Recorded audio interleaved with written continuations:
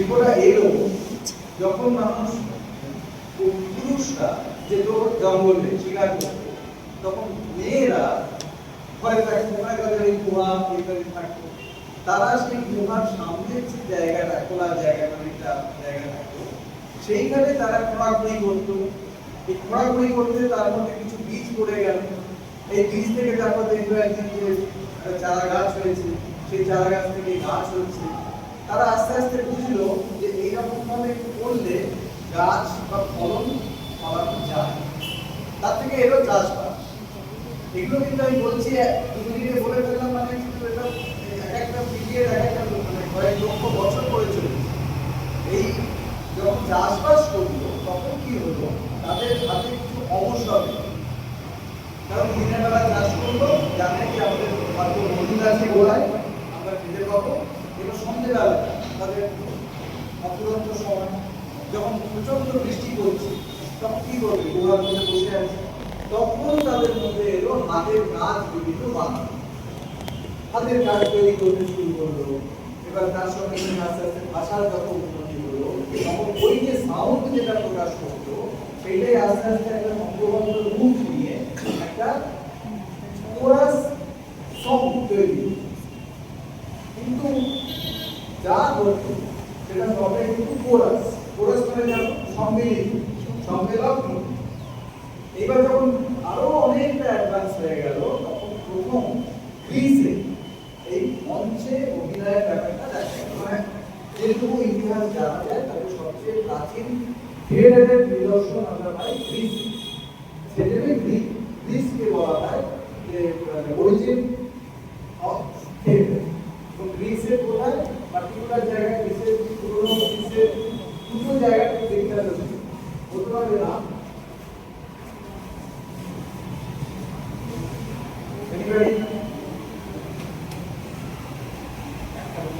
একটা Rome, Rome তো গ্রিসে না, রোম তো Italy. Athens, very good, very good. Athens আরেকটা জায়গা, আরেকটা জায়গা বলো বলো। এথেন্সের সঙ্গেই আরেকটা জায়গা আছে, ম্যাসিডোনিয়া। ম্যাসিডোনিয়া অনেক পরে একটা রাজ্য। তখন যে সিটি স্টেট হলো, সিটি শহর কেন্দ্রিক নগর রাজ্য, সিটি স্টেট আরেকটা বলেই মনে পড়ে যাবে, তার নাম হচ্ছে স্পার্টা। অ্যাথেন্স আর স্পার্টা, এই দুটো সিটি স্টেট ছিল। তার মধ্যে স্পার্টাতে মানুষ খুব বীর হতো, তাদের ওখানে বীরত্বের চর্চা হতো, তারা যোদ্ধা হতো। হ্যাঁ, আর অ্যাথেন্সে শিল্প কলার চর্চা এবং সাহিত্য, দর্শন ইত্যাদির চর্চা। সেই অ্যাথেন্সে তারপরে দেখা গেল আস্তে আস্তে থিয়েটার ডেভেলপ। এবার এই থিয়েটারটা হলো, তখন এই যে কোরাস সবাই মিলে গান করতো, মূলত প্রথম দিকে কি হতো না, ভক্তি গীত, কোনো ঈশ্বর বা কোনো, তাদেরও কিন্তু মূর্তি ছিল, তারা বিভিন্ন দেবদেবী কল্পনা করে, এবং সেই দেবদেবীরা কিভাবে আসে, আমাদেরও একদম বৈদিক মতে যে দেবদেবী যারা ছিলেন, তারা সব কিন্তু কোনো একটা শক্তির প্রতীক, যে শক্তিকে ওরা ভয় পেত। মানুষ জানতো যে জল যদি প্রচন্ড ভাবে জল এসে যায়, সব ভাসিয়ে নিয়ে চলে যাবে, সেজন্য জলের একজন দেবী দেবতা থাকতেন। আগুনকে ভয় পেত, আগুনের একজন দেবতা থাকতেন। আর সবচেয়ে যেটা বেশি ভয় পেত, যে জল বাড়তে দেখলে পালাবার সুযোগ থাকে, আগুন আস্তে আস্তে যদি এগোয় তখন মানুষ পালাতে পারে, কিন্তু যেটা থেকে পালানো যেত না সেটা হচ্ছে বাদ, বজ্র। সেজন্য দেখবেন যে আমাদের ইন্দ্রই হোক আর গ্রিসের জুপিটারই হোক, তাদের অস্ত্র হচ্ছে বজ্র, এবং তাদেরকে দেবরাজ বলা হয়। কারণ এটা থেকে তাদের কোনো চিন্তা নেই, তারা জানতো যে আমরা পালাতে পারবো না। এবার তার সঙ্গে সঙ্গে যখন শিল্পকলার চর্চা হচ্ছে, তখন সাহিত্যের, শিল্পের, সৌন্দর্যের আলাদা আলাদা দেবদেবী তৈরি। এই দেবদেবীদের আখ্যান বর্ণনা করে, তাদের গুণাবলী বর্ণনা করে গান হলো কোরাস। এই যে কোরাস হলো, সেই কোরাস থেকে প্রথম একজন বেরিয়ে এসে একা পারফর্ম করতে শুরু করলেন। তার নাম হচ্ছে ঐথেসপি। তিনি প্রথম সোলো পারফর্মার তাকে বলা হয়। এই দেশটি যে সোলো পারফর্ম করলেন, একক অভিনয় করলেন, সেই কারণে তার যে ফলোয়ার যারা তাকে অনুসরণ করতেন তাদের বলা হতো দেশপ্রিয়ান। ঠিক আছে, ক্লিয়ার হয়েছে কি আরিয়ান? ক্লিয়ার? এই দেশপ্রিয়ান কথাটা এলো সেইভাবে আস্তে আস্তে ধীরে ধীরে, যে বললাম শব্দের সংযোজন হয়, শব্দের অর্থের ব্যাপ্তি ঘটে। এবারে শুধু দেশপ্রিয় ফলোয়াররা নয়, যখন যারাই অভিনয় করত তাদেরকেই ভবিষ্যতে বলা হতে লাগলো দেশপ্রিয়ান। সেই জন্য দেশপ্রিয়ান কথাটা তুমি এখন যদি ডিকশনারিতে দেখো, তার প্রতিশব্দ পাবে একটা। হ্যাঁ বলো বলো।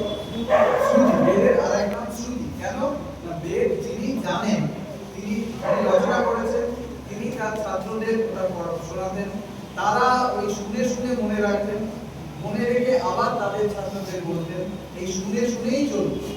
এবং তাতে আমাদের দেখা যায় যে ঋগ্বেদে এমন সব কাহিনী আছে, এমন সব ঘটনার বর্ণনা আছে, এগুলো কিন্তু শুধু দেবদেবীর কথা নয়, সেখানে সামাজিক নানা রকম কাহিনী রয়েছে। সেই কাহিনীগুলো কিন্তু ঋগ্বেদে রয়েছে, যা মানুষকে কেন ছিল গল্পগুলো, মানুষকে সচেতন করে, মানুষকে সচেতন করে যে এই রকম সমাজে ঘটছে, যেন ঘটা উচিত নয়, এটা করা উচিত নয়, বা এটা করো তাতে ভালো হবে। এই জিনিসগুলো হতে থাকে। কিন্তু দেখা গেল সমাজের একটা অংশ তারা সমস্ত অনাচার, নানা রকমের পাপাচারে পড়ে গেছে, তাদের নানা রকমের অনাচার, যত রকমের দুষ্কর্ম আছে করছে, কোনো গল্প দিয়ে তাদের কিন্তু পাওয়া যাচ্ছে। কারণ কি, তারা কিন্তু ওই গল্পগুলো শোনেনি, তারা ওই কাহিনীগুলো শোনেনি। কেন শোনেনি বলতে পারবে? যে বলবে যে বেদ তোমরা বলছো, এই বেদ বা শ্রুতি, তারা শোনেনি কেন? শোনেনি তার কারণ বেদের বেদ পাঠের বা বেদ শোনার অধিকার সবার ছিল না। তখন বর্ণাশ্রম যেন চতুর্বর্ণ, ব্রাহ্মণ, ক্ষত্রিয়, বৈশ্য, শূদ্র, এই যে ভাগ হয়েছিল, ব্রাহ্মণরা শুনতে পারবে, ব্রাহ্মণরাই জানবে, শূদ্ররা কোনো বেদ সম্বন্ধে কোনো জানবে না। তারা কি করবে? তারা ওই কাহিনী জানবে করতে, তারা শিক্ষাটা পাবে কি করে? তাদের কোনো শিক্ষার অধিকারই ছিল। এখন তোমরা যারা ক্লাস করছো, তারা কেউ ভাবো যে আমার পাশে যে আমার বন্ধু, সে ব্রাহ্মণ নাকি সে কায়স্থ নাকি সে শূদ্র, তার পিতামহ কি করতো, এসব নিয়ে আমরা ভাবি কেউ? আমরা বন্ধুত্ব করার সময়, সম্পর্ক করার সময় এগুলো নিয়ে ভাবিতই হই না, এখন সেটা উঠে গেছে। কিন্তু আগে এগুলো ছিল খুব বেশি না। তখন এই যে যারা এই জ্ঞান অর্জনের অধিকার থেকে বঞ্চিত ছিল, তাদের জন্য তাদের কথা বলে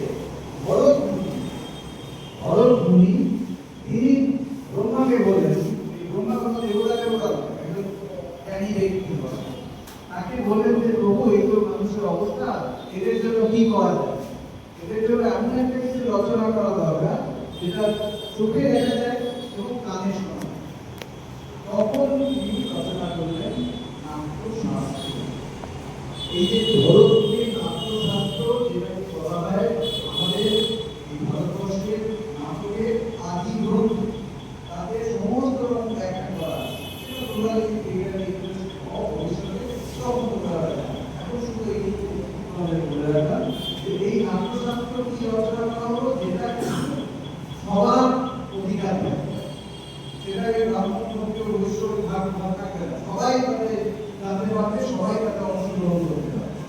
এবং সেই কারণে এই যে নাট্যশাস্ত্রকে আর কি বলা হয়, তার নাম যা যখন বললাম, কটা বেদ আছে, বেদ কটা? চতুর্বেদের কথা তোমরা জানো। এই নাট্যশাস্ত্রকে বলা হয় পঞ্চম বেদ। নাট্যশাস্ত্র হচ্ছে পঞ্চম বেদ।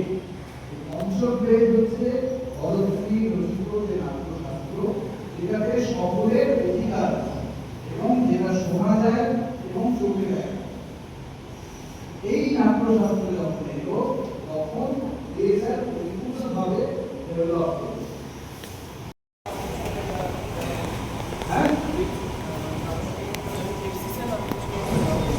ভেরি গুড, এটা খেয়াল দেখা এটা করছো, মানে এই আমাদের এটা হবে জেনে থেকে তো না আগে থেকে দেখে এটা নিয়ে চর্চা করি। বাহ, ভেরি গুড। তোমার নাম কি?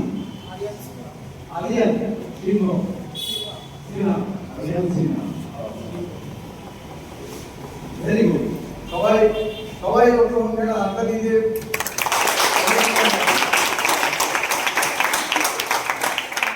আমি এত স্কুলে গিয়ে ওয়ার্কশপ করাই, খুব কম স্কুলে দুটো জিনিস দেখেছি, যেটা আমি আলিয়ানের মধ্যে দেখলাম। এক হচ্ছে কোনো একটা কাজ যেটা হবে বলে ঘোষণা করা হয়েছে সেটা সম্বন্ধে আগে তৈরি হওয়া, যেটা ও তৈরি হয়েছে ওর মতো করে। আর দ্বিতীয়ত হচ্ছে এই ক্রিশ্চিয়ান শব্দটা, সেইটা একটু সেটা সম্বন্ধে একটু খবর দেওয়া এবং জানা। খুব ভালো কাজ করলো, ও জেনেছে। Very good. কিন্তু এবার আমরা একটু শব্দটা দিতে ওটা বললো প্রেস্টিজ কথাটা, আর নামটা হচ্ছে প্রেস্টিজ। আমরা বলছি উচ্চারণ হচ্ছে প্রেস্টিজ, PHESTIS, স্পেলিং কিন্তু এসটা সাইলেন্ট, এসটা উচ্চারণ হয় না, তার নাম হচ্ছে প্রেস্টিজ। তাকে তার সম্বন্ধে আমরা আসবো, তার আগে আমাদের জানতে হবে যে যেটা বলতো গ্রিক দার্শনিক। এই গ্রিক কথাটা, গ্রিক ব্যাপারটা এলো কেন, থিয়েটারের অরিজিন, প্রথম থিয়েটার কিভাবে এলো এটা সম্বন্ধে কোন ধারণা আছে? মানুষ যখন আস্তে আস্তে সভ্যতার বিকাশ ঘটাচ্ছে, মানুষ আগে কি করতো? জঙ্গলে থাকতো, তাই তো? জঙ্গলে থাকতো, তাদের কিভাবে তাদের অন্ন সংস্থান হতো, খেতে তো হবেই। কিভাবে করতো?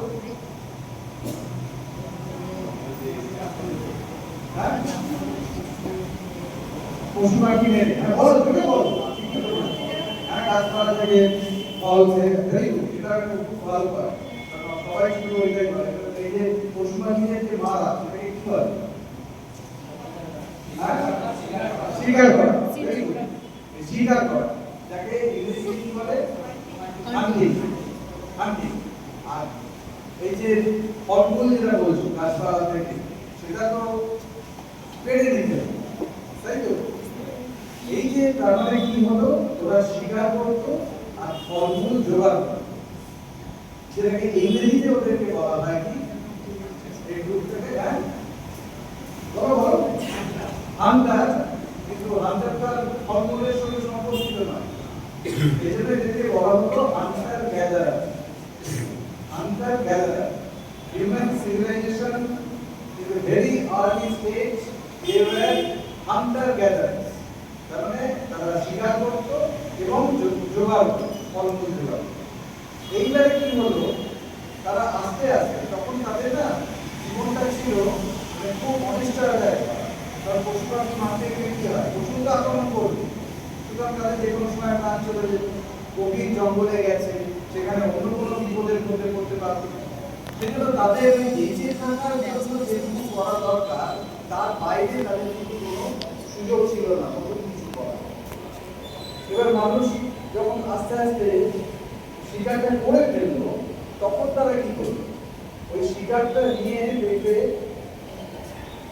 যখন তারা তাদের এখানে থাকে, একটা মোটামুটি নিরাপদ আশ্রয়, একটা গুহা বা গুহার সামনে বা পাহাড় দিয়ে ঘেরা এই যে জায়গাটা, তার মধ্যে মানুষ কিন্তু নরদিনে আগুনটা আবিষ্কার করে ফেলেছে। আগুন কিভাবে জ্বালানো হয় সেটা জেনে গেছে। তো তারা কি করতো, ওই আগুন মাঝখানে রেখে তার চারপাশে বসতো এবং ওই আগুনে শিকারের ওই মাংস সেটাকে ঝলসানো। তারা তো হাঁড়ি কড়া নিয়ে রান্না করতে শেখেনি, ওই ঝলসানো। এইবার বলো যে একদম প্রাথমিক যে শিল্প প্রকাশ হয়েছিল মানুষের, কিসের মাধ্যমে? চাকা তো হ্যাঁ অবশ্যই, সেটা তো আগুনের পরে বড় একটা আবিষ্কার হচ্ছে চাকা, কিন্তু মানুষের শিল্প আঁকা, কারণ আমাদের বহু পুরনো সেই আলতামিরাই বলো, মায়ার সভ্যতাই বলো, আর মিশরীয় সভ্যতা বলো, যারা মানে যখন নদীকে জল পাস করে, বন্ধুর সঙ্গে ঝগড়া হয়, তখন সবাইকে গলার আওয়াজ কিন্তু একদম শব্দ হয়ে থাকে। কিন্তু যেই মঞ্চে গিয়ে কথা বলতে হবে, তখন আর শব্দ বেরোবে, আওয়াজ বেরোবে।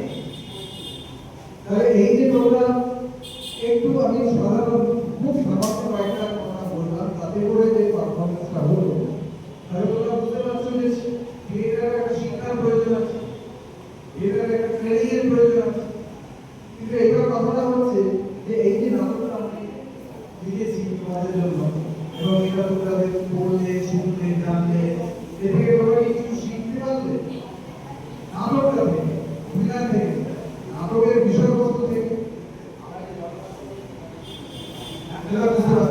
জল ব্যবস্থা করা উচিত নয়, ভবিষ্যতের জন্য জল সংরক্ষণ খুব দরকার।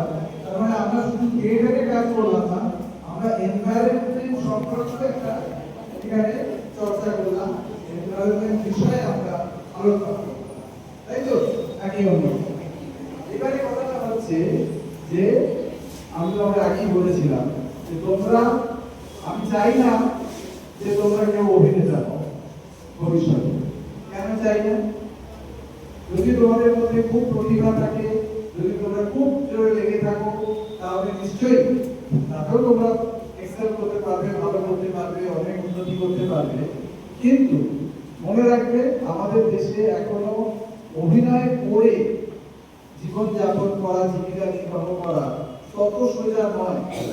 পৃথিবীতে সবচেয়ে সোজা যদি কিছু থাকে সেটা হচ্ছে পড়াশোনা করা। সেটা জানি পরীক্ষায় যদি একটা যদি প্রশ্ন থাকে 5 নম্বর নাম্বার থাকে, তুমি যদি খুব ভালো লেখো তাহলে হয়তো 4 বা 5 পাবে। তুমি যদি একটু কম লেখো, কিছু কিছু পয়েন্ট স্ক্র্যাচ করবে, তাতেও কিন্তু স্যার করে 3 নম্বর দেবে। আবার ধরো একটা পয়েন্ট দুটো পয়েন্ট লিখতে পেরেছো, আর লিখতে পারো, তাতেও 1 নম্বর পাবে। কিন্তু যখন একটা খেলায় একজন গোল পোস্টে বল মারছে, 1 ইঞ্চি বাইরে দিয়ে গেলেও কিন্তু সেটা গোল বলে মানা হবে না, ওই বার পোস্টের মধ্যে, উইকেটের মধ্যেই মারতে হবে, তবেই সেটা গোল বলে হবে। এই যে নাও একটু পারেনি, একটা হাফ গোল দেওয়া হবে, হবে কি? হবে না। তাহলে এই দিক দিয়ে পড়াশোনাতে অ্যাচিভ করা, তুমি যদি ভালো করো তাহলে 5-এ 5 পাবে, না হলেও কিছু পাবে।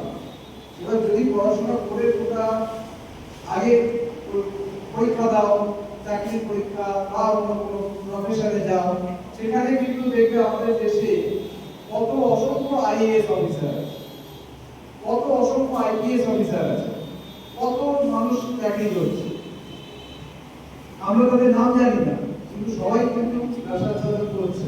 এবং যেহেতু আমরা এখানে যাদের সামনে কথা বলছি, আমরা কেউ চাষবাস ইত্যাদির মধ্যে হয়তো আমরা ভবিষ্যতে নেই, আমরা শহরে যেহেতু বলছি, সেই কারণে আমি চাকরির কথাটা বলছি বা ব্যবসার কথা বলছি। কিন্তু তাদের নাম জানি না, কিন্তু অভিনেতা হয়ে আমাদের দেশের এই 140 কোটির মধ্যে অমিতাভ বচ্চন কজন হয়েছে, যাকে সারা ভারতের লোক, পৃথিবীর লোক এক দেখেছে, পাবে না? নাম করেছেন, অভিনয় করে কজন কজন আছে যাকে সবাই চেনে? কিন্তু বাকি মানুষ কিন্তু সবাই, সেটা হচ্ছে যাদের সেই প্রতিভা থাকবে, যারা সেইভাবে লেগে থাকবে, তারাও নিশ্চয়ই পাবে। কিন্তু অনেক সহজে ওরা নিজের ভবিষ্যৎ তৈরি করতে পারবে যদি পড়াশোনার মাধ্যমে। এবং এই পড়াশোনার মাধ্যমে গেলেও আমি বলবো যে থিয়েটার সংক্রান্ত চর্চা মনে করা খুব দরকার। কারণ থিয়েটার আমাদের একটা জিনিস শেখায়। যেমন আমি বলছি, এসব এদিকে এগিয়ে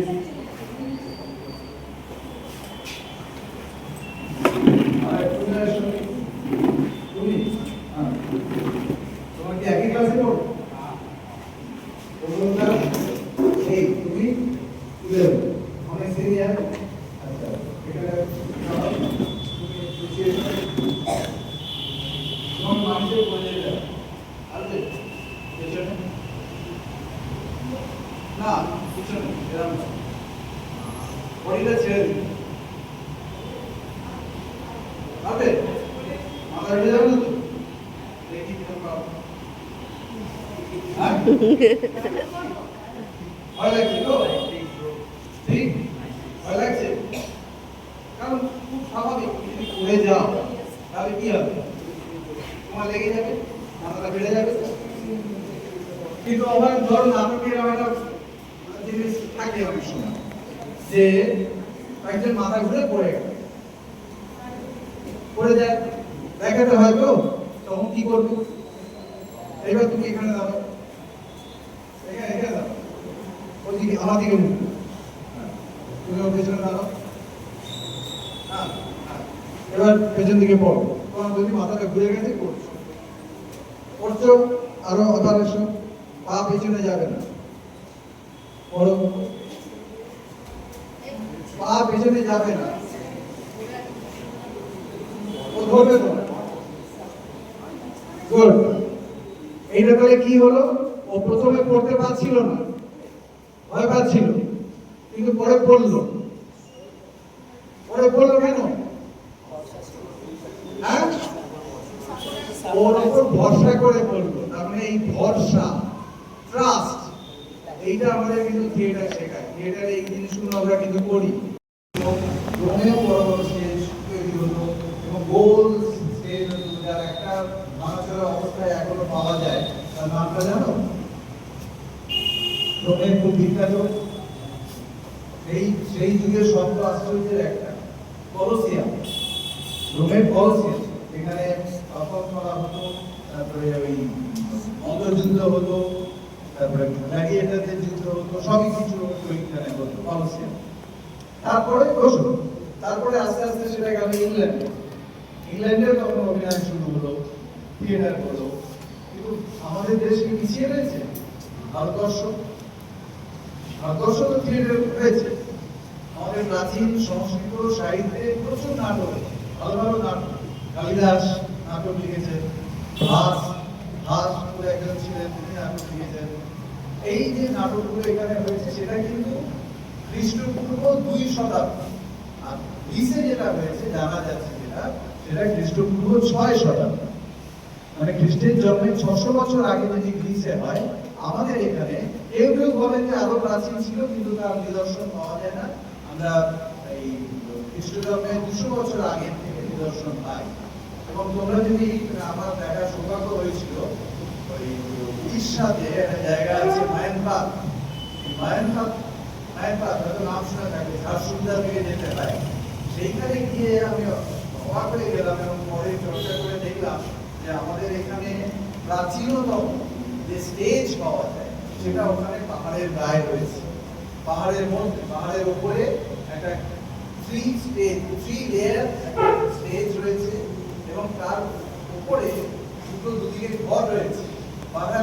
সেটা গ্রিন রুম হিসেবে ব্যবহার করা হতো এবং সামনে জায়গাটা ভেঙে গেছে, সেখানে দর্শকদের বসার ব্যবস্থা এবং সেটা সবটাই পাহাড় কেটে এবং সেটা বহু পুরনো প্রাচীনতম যারা স্টেজ এখানে পাওয়া যায় ভারতবর্ষে।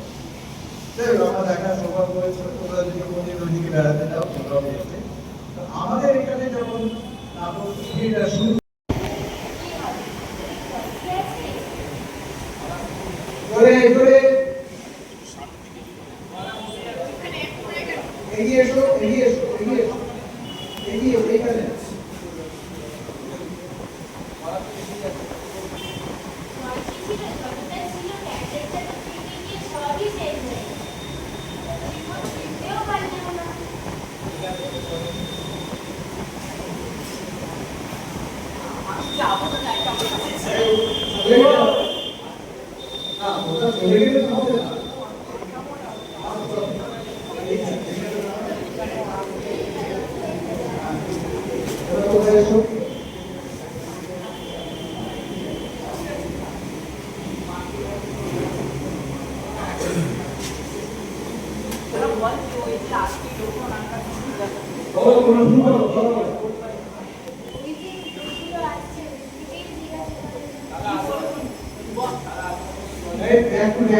একটা অডিটোরিয়াম হবে না, সবাই সামনে দিকে থাকতে হবে। হ্যাঁ,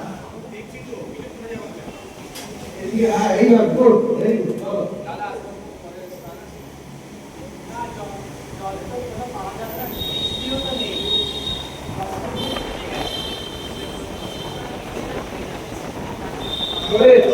চলো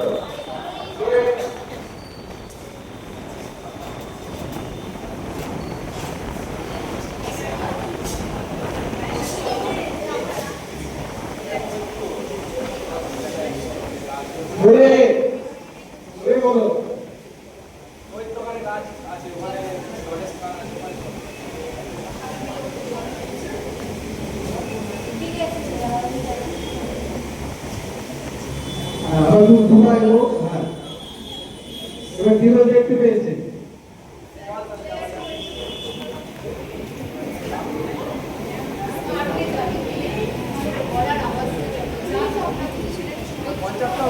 হ্যাঁ, কিন্তু দর্শক দেখতে পাচ্ছে না। হ্যাঁ देखो आवाज ढुके लेगे ना জল তো পড়ছেই না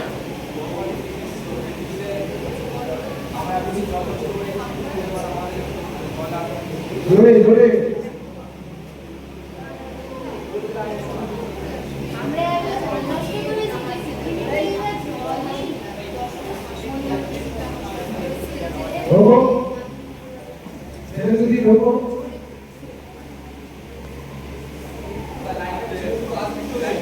ছেলেরা ঢোকো জল ভরে দিতে হবে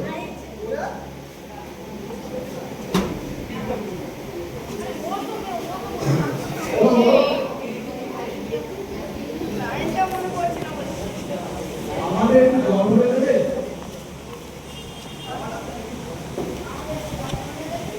জলই নেই জল আর কি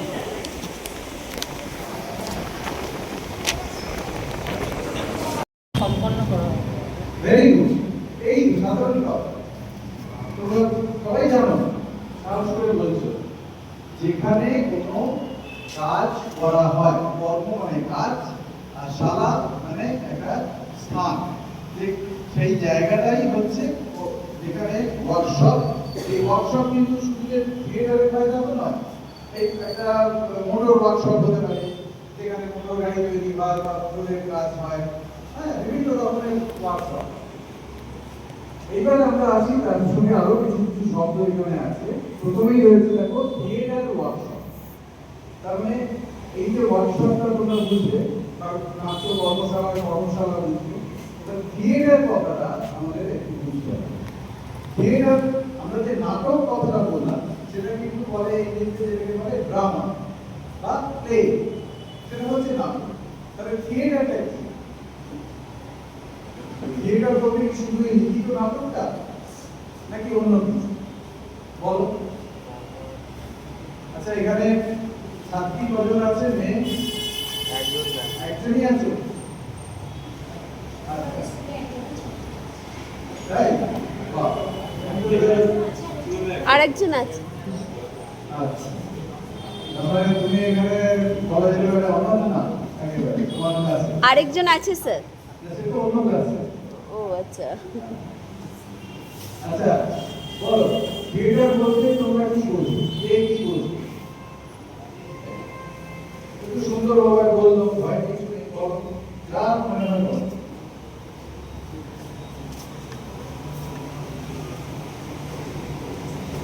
বলো বলো তুমি বলবে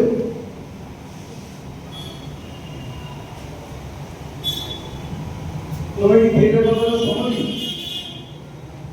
হ্যাঁ শুনেছো তো সবাই শুনেছো বলো কথাটা মানে কি থিয়েটার বলতে কি বোঝায় হ্যাঁ স্যার যেই কোনো জায়গাতে যদি কোনো নাটককে বা কোনো কাহিনীকে প্রতিস্থাপন করা হয় মানে যেই জায়গাতে কোনো একটা দল মিলে হ্যাঁ সে কোনো একটা নির্দিষ্ট কাহিনী বা গল্পকে তুলে ধরে বাহ মঞ্চস্থ করে তাই বলতে চাইছি তো এটা এটা কিন্তু থিয়েটার ইন জেনারেল যেটা বোঝায় সাধারণত তার একটা অর্থ অপর ভালো আর কেউ কিছু বলতে পারবে থিয়েটার কথাটা তোমরা কোথায় শুনেছো সেটা বলো আর যদি বলো শুনিনি হ্যাঁ বলো টিভি পর্দায় সেটা আমরা দেখি সেরকম টিভি পর্দায় যেটা দেখো হ্যাঁ তোমরা তুমি কোনো হলে গিয়ে কখনো দেখো হ্যাঁ সেটা হলে গিয়ে কোনো নাটক বা এখন অনেক কিছু আছে নৃত্য নাট্য তারপরে নাটকের অনেক ভাগ আছে সেখানে আমরা কোনো মুভিতে গিয়েও দেখেছি ওরকম কিছু বা এর আগেও সরস সজনে হয়েছিল সেরকম হ্যাঁ কিছু হ্যাঁ তো তুমি বোঝাচ্ছি কি থিয়েটারের মাধ্যমে ঠিক আছে বেশ তাহলে আমরা টিভি পর্দা থেকে আমরা বেরোতে পারলাম এখন তো টিভিটাই সবার কাছে টিভি মোবাইল ছবি এগুলো ছবি কিন্তু থিয়েটার বাস্তব যেটা যেটা বললো সরল বা এরা অন্য মঞ্চে আর থিয়েটার কথাটা কোথায় শুনেছো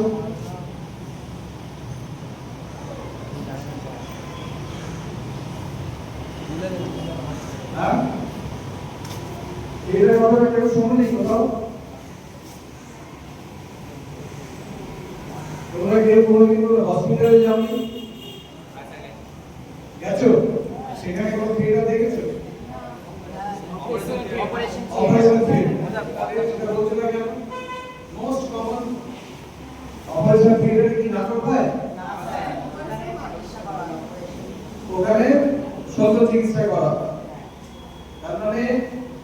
থিয়েটার Practically দেখো। অরিজিনালি থিয়েটার কথাটা হচ্ছে একটা স্থান যেখানে কিছু কাজ করা হয়, a place where some performance is done. সেই পারফরমেন্সটা যখন ড্রামাটিক পারফরমেন্স হয় তখন যে থিয়েটার সেটা ইন জেনারেল আমরা দেখি। আবার সেইখানে যদি একটা সিনেমা দেখানো হয় তখন সেটা হয়ে যায় মুভি থিয়েটার। আর যদি সেখানে নাটক হয় তখন সেটা একটা ড্রামা থিয়েটার। আবার সেইখানে যদি একটা সার্জিক্যাল অপারেশন হয় তখন সেটাকে বলছি আমরা অপারেশন থিয়েটার। তাহলে থিয়েটার মূল অর্থটা অরিজিনালি যে কোনো শব্দটা যখন তৈরি হয় তখন তার একটা অর্থ থাকে, তারপরে ব্যবহার হতে হতে হতে হতে সেই শব্দগুলো তার অর্থ কখনো সংকোচন হয় কখনো বৃদ্ধি পায়। এটা তোমরা বাংলা ব্যাকরণে তোমরা পড়বে বা ইংরেজিতে পারবে যে সেই শব্দগুলোর অর্থ ব্যাপ্তি ঘটে কখনো এবং কখনো সেটা সংকোচন হয়। তো এখানে থিয়েটারটা এই জেনারেলি কি হয়েছে যে খুব সংকুচিত হয়ে এই ড্রামা থিয়েটার বা মুভি থিয়েটারের মধ্যে আমরা এখানে কিছু সেই থিয়েটারটা নিয়ে কথা বলি।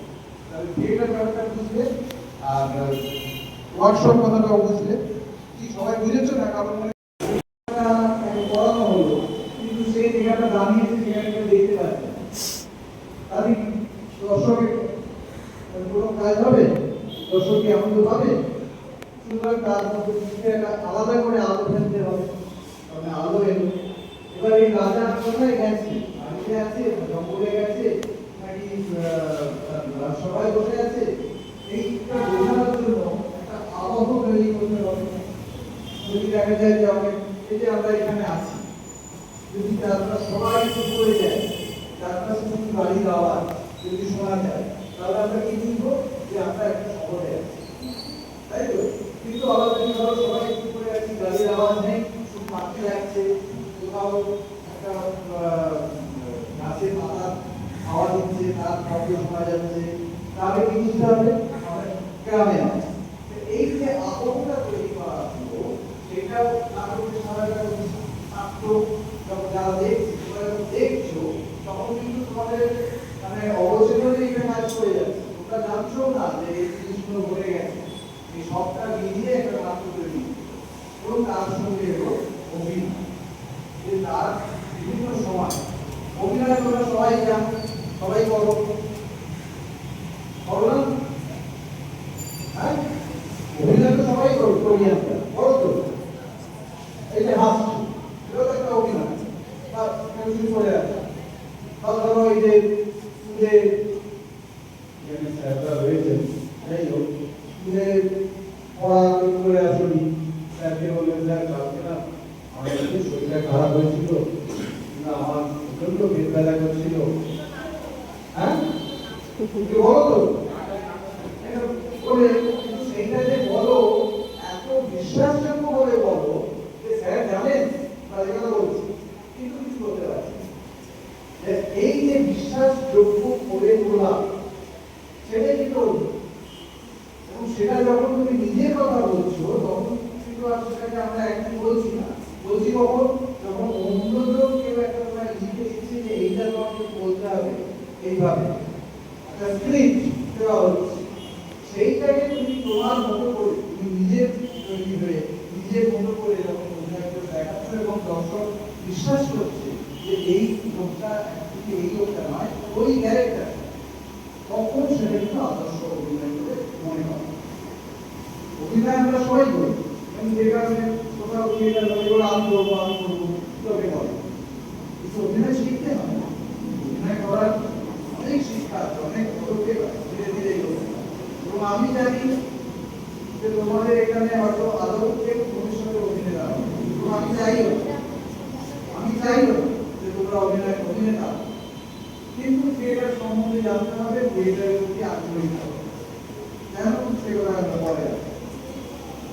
অভিনেতা হওয়া কঠিন এবং সেটাকে কিন্তু থিয়েটার সম্বন্ধে জানা, থিয়েটার সম্বন্ধে আগ্রহী হওয়া, থিয়েটার চর্চা করা, এটা কিন্তু তোমাদের পড়াশোনার পাশাপাশি এটা তোমাদের হেল্প, সেটা আমরা পরবর্তী অনেক প্রতিযোগিতা করলাম। এবার আমরা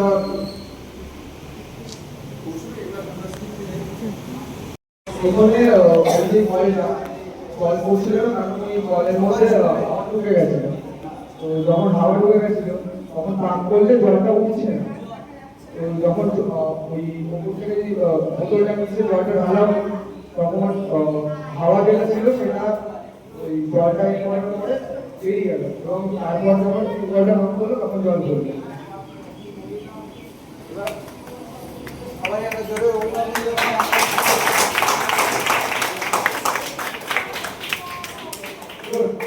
আমি আরেকটু সংযোজন করি, সেটা হচ্ছে আমাদের মাটির তলায় জল থাকে তোমরা জানো।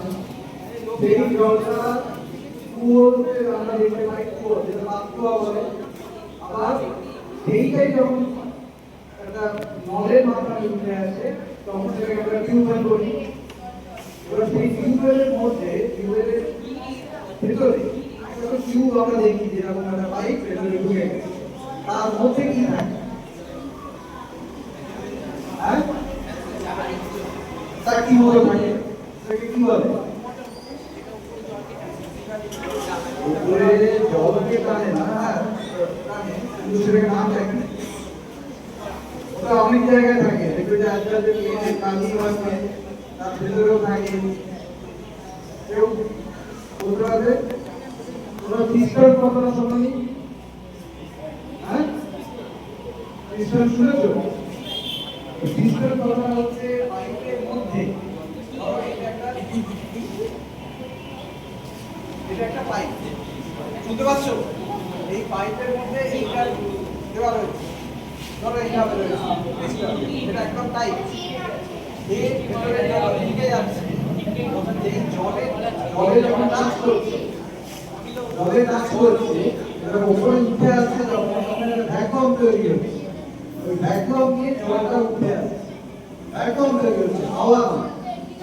এটা হচ্ছে ভ্যাকুয়াম তৈরি হচ্ছে, ওই জলটা যখন উঠে আসে, উঠে এসে ঢুকে গেলে যখন এসে জল পড়ে যায়, এইরকম হতে থাকে।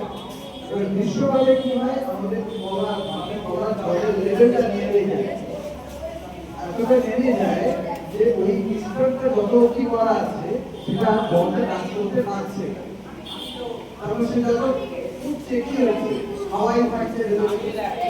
এবারে একটু জল ঢেলে দিয়ে কি হলো, ওই মিশ্রণের যে জলাটা, জলের যে মাথা সেটা লেগে গেল। এবার যখন টানছে তখন ওই জলটা উঠছে।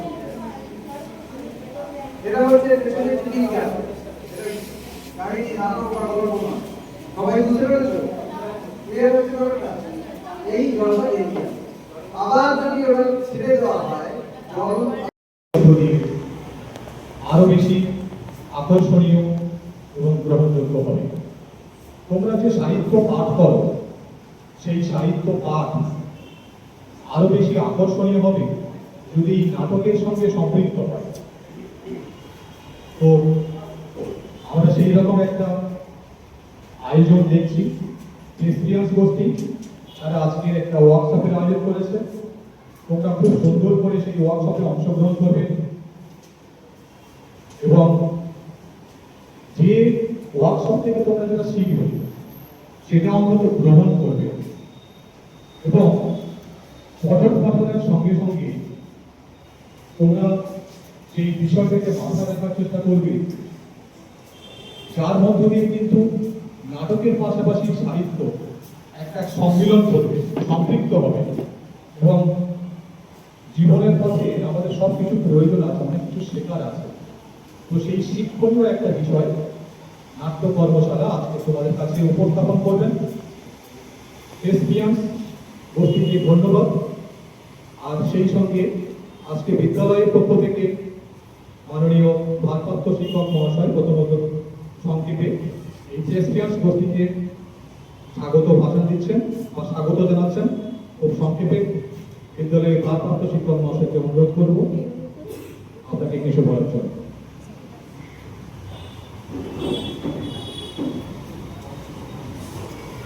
এখন সংক্ষেপে বক্তব্য রাখছেন বিদ্যালয়ের ভারপ্রাপ্ত শিক্ষক মহাশয় সুষম মন্ডল মহাশয়।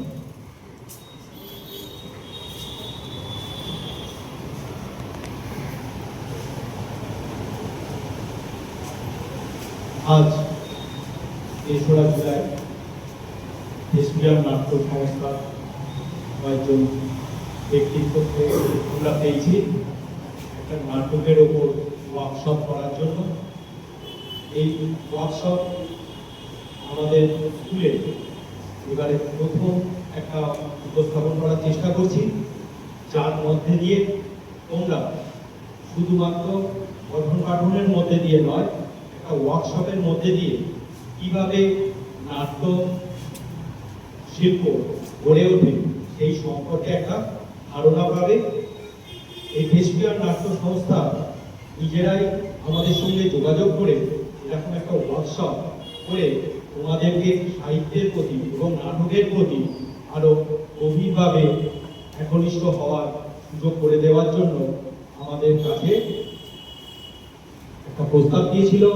আমরা সেই প্রস্তাবটা গ্রহণ করে তাদের কাছে কৃতজ্ঞ যে তারা আজকে আমাদের স্কুলের ছাত্রছাত্রীদের এই ওয়ার্কশপের মাধ্যমে আমরা শিখব ওয়ার্কশপ জিনিসটা কি, এবং এই ওয়ার্কশপের মাধ্যমে আমরা নাটকের ওপরে আরো বিস্তারিত কিছু জানতে পারব।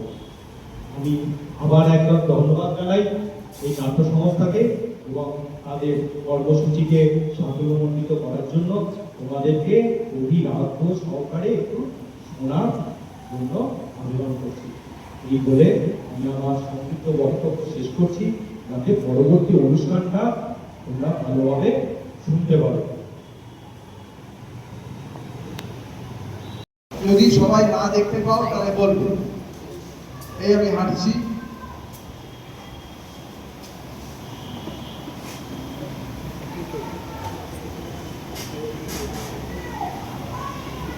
সবাই দেখতে পেয়েছো? তাহলে এই যে জায়গাটা, এই যে জোনটা, এইটাই কিন্তু অ্যাকচুয়ালি অ্যাক্টিং জোন। এই জায়গাটা সব মঞ্চে দেখা যায় না, এরকম জায়গায় যদি দাঁড়ানো হয় দেখা নাও যেতে পারে। মঞ্চটা এখন, সুতরাং আমাদের এই যে একটা হাফ সার্কেল, এইভাবে অভিনয়টা করতে হবে এর মধ্যে। দ্বিতীয় হচ্ছে এই জায়গাটার মধ্যেই আমাদের করতে, যখন অভিনয় করবো, এই যে তুমি এসো এদিকে, তুমি এসো, তোমরা দুজন কথা বলো, কথা বলছো এমন ভাবে বলতে হবে, হ্যাঁ ওইরকম ভাবে দাঁড়ালে দেখতে পাবে না। হ্যাঁ তুমি এসো, একটু এগিয়ে এসো, ওর দিকে তাকাও একবার, আরেকটু না পাটা ঘোরাও, না তুমি না, তুমি এরকম থাকলে এই যে একটা অ্যাঙ্গেল তৈরি হলো, যাতে সবাই ওদের মুখ দেখতে পাচ্ছ, আবার তার সঙ্গে কি হচ্ছে, ওরা যে পরস্পর কথা বলছে সেটাও বোঝা যাচ্ছে। তাহলে এইরকম একটা 45 ডিগ্রি কোণ যদি তোমরা মেনটেন করো সবাই, তাহলে কিন্তু সবাই সব জায়গা থেকে তাদের মুখ দেখতে পাবে এবং তারা যে পরস্পরের মধ্যে কথা বলছে সেটাও বোঝা যাবে। ঠিক আছে? যখন কথা বলবে এইভাবে দাঁড়িয়ে কথা বলবে, তুমি এখানে দাঁড়ালে, তুমি ওখানে দাঁড়ালে ওইভাবে হবে না, যেহেতু সামনে দর্শক আছে। ঠিক আছে? এটা হলো। এবার আরেকটা জিনিস হচ্ছে, চলো দাঁড়াও, তোমাদের এইটুকু জায়গার মধ্যে দেখাতে হবে যে তোমরা অনেকটা দূর হাঁটছো, হেঁটে এসে ক্লান্ত হয়ে গেছো, আবার দেখছো যে একটা লোকের সঙ্গে দেখা হচ্ছে, আবার দেখছো যে একটা টিউবওয়েল আছে, এই সবটা করতে হবে তোমাদের। তার মানে কল্পনা করে নিতে হবে যে তোমরা শুরু করবে কথা বলতে এই জায়গা থেকে, ক্লান্ত হয়ে পড়বে এইটুকু এসে, ওই লোকটার সঙ্গে দেখা হবে এইখানে এসে, টিউবওয়েলটা দেখতে পাবে এইখানে, এইটুকু। তাহলে এই যে সময়টা তোমরা যে হাঁটছো সেটা কি করে বোঝাবে? এক জায়গায় দাঁড়িয়ে হাঁটতে পারবে না, ছোট স্টেপ ফেললেও শেষ হয়ে যাবে। এক জায়গায় দাঁড়িয়ে হাঁটা কিভাবে করে? পাটাকে এগো সামনে, না পড়বে না, এই খালি এগো, আবার চলে যাবে। হ্যাঁ হ্যাঁ, ঠিক আছে? এই যে ব্যাপারটা হচ্ছে, এটাতে মনে হচ্ছে যে ওরা হাঁটছে কিন্তু এগোচ্ছে। তুমি পারবে? করো। হ্যাঁ, পা ফেলবে না, এবং আবার পিছিয়ে এসো, পাটা পিছু, এগোতে হবে, এগো আর পিছিয়ে এসো। হ্যাঁ, পা পা ডান পাটা এগো, ডান পাটা এগো, হ্যাঁ পিছিয়ে এসো, ডান পা পিছিয়ে এসো, পা পা একই জায়গায় রেখে ডান পা পিছিয়ে এসো। হ্যাঁ এই আবার এই, হ্যাঁ এই, হ্যাঁ এবারে এই যে পা পাটা এগোলে ফেলবে না, শুধু এই এগোবে, চলো এসো, হ্যাঁ ফেলবে না, আবার করো, ফেলবে না, পা ফেলবে না, গুড গুড, চলো চলো, হ্যাঁ এই তো ফাস্ট হচ্ছে, বাহ, সবাই বুঝতে পারছো? আর এই যে বাবা কাঠের বোঝা নিয়ে কে এলো, কাঠের বোঝা এইরকম ভাবে নিয়ে ঢুকছো, মাথায় হাঁড়ি মাথা কেন, মাথাতে যদি নাই হাতটাকে কাঠের বোঝাটা হালকা হয় তো অনেকটা কাঠ নেয় লোক, সেটা রাখতে হবে, দেখাতে হবে, ঠিক আছে? তোমরা উঠে এসো, এই মাথাটা করো এক জায়গায় দাঁড়িয়ে,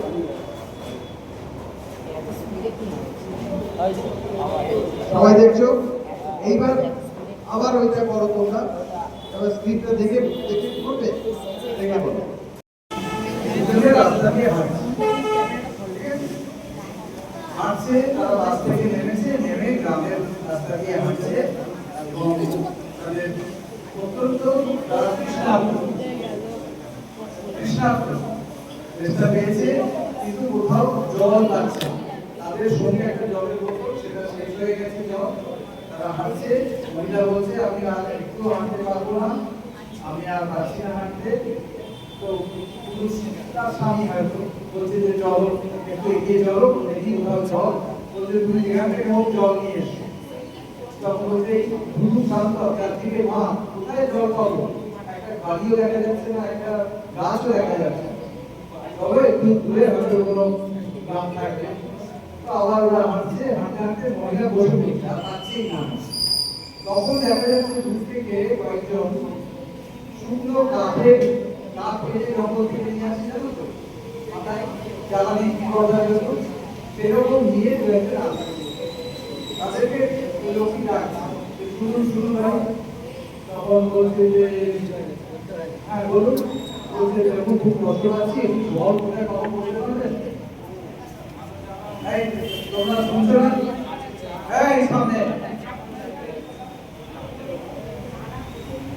তখন এর মধ্যে দিয়ে এরপরে প্রত্যেকে কথাটা শুনবে এবং আমি তারপর প্রশ্ন করবো যে ওই যে আসছে, তখন বলছে যে জল কোথায় পাবে, জল কোথায় পাবে, 2 বছর বৃষ্টি হয়নি, পুকুর সব শুকিয়ে গেছে, এখানে জল নেই, একটু এগিয়ে যান, ওই রাস্তার মোড়ে একটা টিউবওয়েল পাবেন, ওই টিউবওয়েলে পাম্প করে দেখুন জল পেতে পারেন, তো ওরা তারপর জলের আশায় খুব কষ্ট করে আলাদা করছে, এর থেকে বুঝতে পারছো যে জল কতটা ইম্পর্টেন্ট, আমরা জল নষ্ট করি, জল তুলে রাখি, পড়ে যাচ্ছে, আমরা গল্প করছি, জল যদি না থাকে তখন বোঝা যাবে যে জল কত ইম্পর্টেন্ট, এগিয়ে গিয়ে দেখছে একটা টিউবওয়েল আছে, পাচ্ছে না, এবার টিউবওয়েলটা গিয়ে যখন পুরুষ পাম্প করছে, আর মহিলা গলায় আজকে বসে আছে, জল করতে দেবে, একটু জল খাবে, জল পড়ছে না,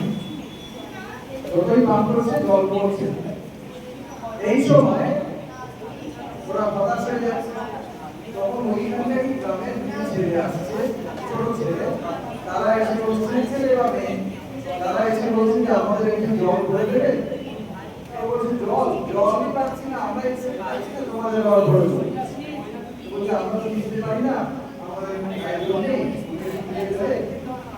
জল পড়ছে না, তো না পড়বে, ওই যে গাছটা আছে দেখো, ওই গাছে একটা জলের বোতল রাখা আছে, ওই জলের বোতলটা নামিয়ে আছে, এনে ওই টিউবওয়েলের মধ্যে ঢেলে দাও, এটা ঢেলে তারপর পানি করো, তারপর আবার তাদের জল এবং পুরুষটি যখন জলটা নিয়ে আসে, নিয়ে এসে ভাবে যেটা ঢেলে দেবো, তারপর যদি জল না বেরোবে তাতে এটাই খায়, তাতে তখন আবার মহিলা বলে না বলছি যখন এখানে এবার থাকে নিশ্চয়ই হবে, তো ওরা জলটা ঢেলে দিচ্ছে, তারপরে যখন পাম্প করছে তখন জল আসতে শুরু করছে, জল পড়ছে, ওরা জল খাচ্ছে, এটা করে দিচ্ছে, তারা তৃষ্ণা মেটাতে পারছে, তারপর কি হতে পারে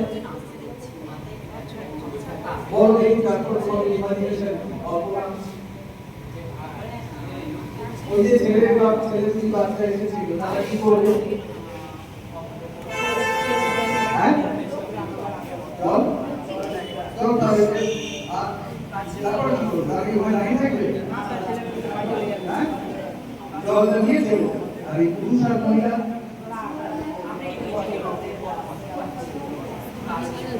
যেখানে যাচ্ছিল সেদিকে এগিয়ে যাবে, তাদের জলের বোতলটা ভরে। আর কেউ কি বলবে? তুমি কি বলবে? পুরুষ আর মহিলা জলটা ভরে নিয়ে চলে যাবে, আর ছেলে দুদিকে ছিল তারাও তাদের পাত্রটা ভরে নিয়ে বাড়ি চলে যাবে।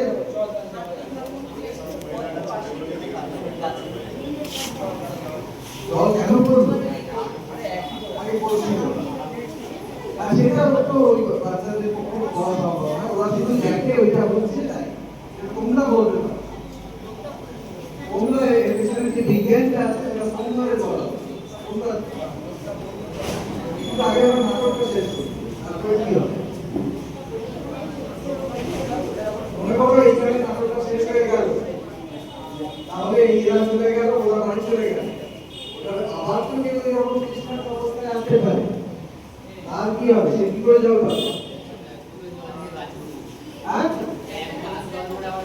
Very good. এইটাই হচ্ছে এই গল্পের মোরাল। তোমাকে ওই জলটা ভরে আমার কাছে রাখতে হবে, যাতে পরের লোকটা এসে আমার জলটা পায়। আমি এই জন্য এটা গল্পের আমাকে মধ্যে বলিনি, তোমাদের ইমাজিনেশন তোমরা কি করবে?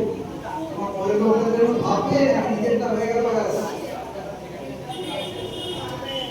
এইটাই হচ্ছে নাটকটা শেষ হবে, যে এই মেসেজটা দিয়ে যে নিজেরটা ভাবে হবে না, পরের জেনারেশনের কথা ভাবতে হবে, পরের লোকটার কথা ভাবতে হবে। আমি বলাই গেলাম, ঘোষণা করে দিয়ে চলে গেল। একটা লোক অন্য মানুষ করে আস্তে আস্তে করে গিয়ে তার কোমল হয়ে